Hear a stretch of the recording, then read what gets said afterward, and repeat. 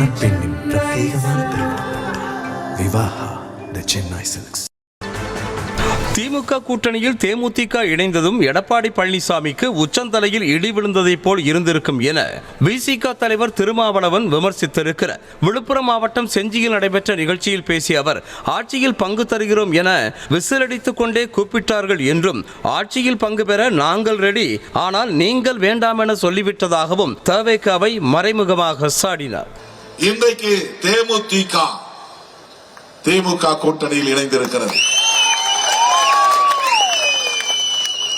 இதை யாரும் எதிர்பார்த்திருக்க மாட்டார்கள். எடப்பாடி அவர்களுக்கு இடியே விழுந்திருக்கும். இது உச்சந்தலையிலேயே விழுந்திருக்கிற இடி. எல்லாம் இலைகுலைந்து போனார்கள். விசிலடிச்சு கூப்பிட்டாங்க. நாங்க ரெடி. எதுக்கு? ஆட்சியிலும் பங்கு, அதிகாரத்திலும் பங்கு.